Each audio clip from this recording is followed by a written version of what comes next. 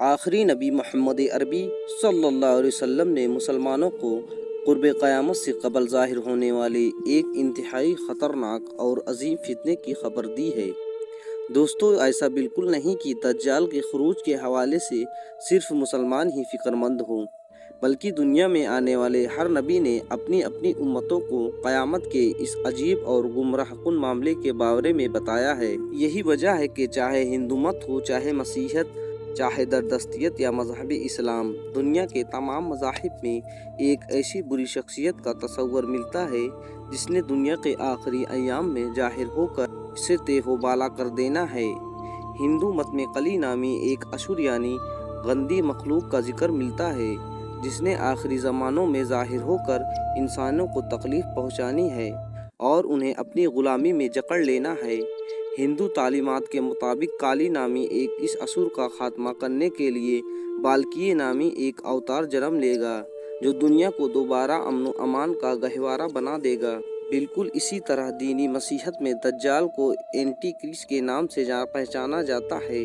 فارس یعنی ایران کے ایک قدیم مذہب زردشتیت میں بھی اسحاق نامی ایک ظالم بادشاہ کا ذکر ملتا ہے جس نے دوبارہ ظاہر ہو کر دنیا پر مظالم کی انتہا کر دینی ہے۔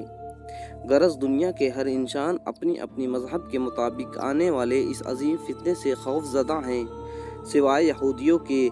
دوستو، جسے ہم دجال یا مسیح دجال کے نام سے پکارتے ہیں، وہ یہودیوں کے نزدیک ان کا مسیحا ہوگا، ایک ایسا مسیحا جو یہودیوں کے مطابق سلطنت سلیمان کو دنیا کے نقشے پر دوبارہ بحال کر دے گا۔ یہودیوں کے مطابق ترکی، عراق، لبنان، مصر، یہاں تک کہ مدینہ اور مکہ شریف تک حضرت سلیمان کی بادشاہت میں شامل تھے، لہٰذا دجال اور اس کے یہودی پیروکار ان تمام علاقوں پر قابض ہونے کی کوشش کریں گے۔ مفسرین اور محققین کے مطابق دجال قیامت کے لیے اسٹیج پوری طرح تیار ہو چکا ہے۔ مشرقی وسطی کے عین قلب میں ایک طاقتور یہودی ریاست وجود میں آ چکی ہے جو ببانگ دہل سلطنت سلیمانی یعنی تمام مسلمان ممالک پر اپنی میراث کا دعویٰ کرتے ہیں۔ یہودیوں کی پوری کوشش ہے کہ وہ دنیا کو کسی عالمی جنگ میں جھونک کر حالات کا فائدہ اٹھاتے ہوئے ان تمام علاقوں پر قابض ہونے کی کوشش کریں گے، کیونکہ یہودیوں کا ماننا ہے کہ اسی جنگ عظیم یا کوشش کے دوران ان کا مسیحا یعنی دجال ظاہر ہوگا۔ دوستو، آپ صلی اللہ علیہ وسلم نے نہ صرف دجال کی نشانیاں بیان فرمائی ہیں بلکہ آپ نے اس کے ظاہر ہونے کے ایام کے بارے میں بھی نہایت تفصیل سے بتایا ہے۔ دجال کب ظاہر ہوگا؟ دجال کے دنیا میں وارد ہونے سے 3 سال پہلے ہماری یہ دنیا کیسی ہوگی اور اس نے کون کون سی واقعات ہوں گے؟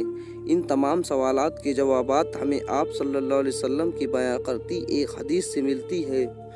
نبی کریم صلی اللہ علیہ وسلم نے فرمایا، دجال کی آمد سے پہلے گھوڑے سستے ہوں گے جبکہ بیل انتہائی مہنگے ہوں گے۔ صحابہ کرام کے دریافت کرنے پر آپ نے بتایا کہ گھوڑے اس لیے سستے ہوں گے کیونکہ اس دور میں گھوڑوں کی جنگ یا سواری کے لیے استعمال نہیں کیا جائے گا، جبکہ بیل اس لیے مہنگے ہوں گے کہ تمام دنیا میں سخت قحط ہوگا اور ہر انسان کھیتی باڑی میں مصروف ہوگا۔ دجال کے ظہور سے پہلے 3 سال تک سخت قحط ہوگا۔ مذکورہ 3 سالوں میں لوگ بھوک سے سخت تکلیف اٹھائیں گے۔ پہلے سال اللہ تعالیٰ آسمان کو 1/3 بارش روکنے اور زمین کو 1/3 پیداوار روکنے کا حکم دے گا۔ پھر دوسرے سال آسمان کو 2/3 بارش روکنے اور زمین کو 2/3 پیداوار روکنے کا حکم دے گا، جبکہ تیسرے سال اللہ تعالیٰ آسمان کو یہ حکم دے گا کہ وہ بارش کو بالکل روک لے، بس ایک قطرہ بھی بارش نہ ہوگی، اور زمین کو یہ حکم ہوگا کہ وہ اپنی ساری فصلیں روک لے، تو وہ اپنی تمام پیداوار روک لے گی، نہ کوئی گھاس اگے گی اور نہ ہی کوئی سبزی، یہاں تک کہ تمام چرنے والے جانور یعنی گائے، بکری اور دیگر چوپائے سب ہلاک ہو جائیں گے، کوئی باقی نہ بچے گا مگر صرف جسے اللہ چاہے۔ صحابہ کرام نے عرض کیا، جب غذا ہی نہیں ہوگی تو پھر اس وقت لوگ کس طرح زندہ رہیں گے؟ نبی کریم صلی اللہ علیہ وسلم نے ارشاد فرمایا، لا الہ الا اللہ، اللہ اکبر، سبحان اللہ، الحمدللہ۔ یہ تسبیحات ہی اہل ایمان کے لیے غذا کا کام انجام دے گی۔ ابن ماجہ حدیث نمبر 4077۔ حضرت ابو عبداللہ ابن ماجہ کہتے ہیں کہ میں نے استاد سے سنا تھا، وہ کہتے تھے کہ یہ حدیث تو اس لائق ہے کہ مکتب میں جو تیرے تعلیم بچوں کو پڑھائی جائے۔ دوستو، دجال کے آمد کے وقت اہل ایمان کے لیے انتہائی سخت آزمائشوں اور مسائل سے گھرا ہوگا۔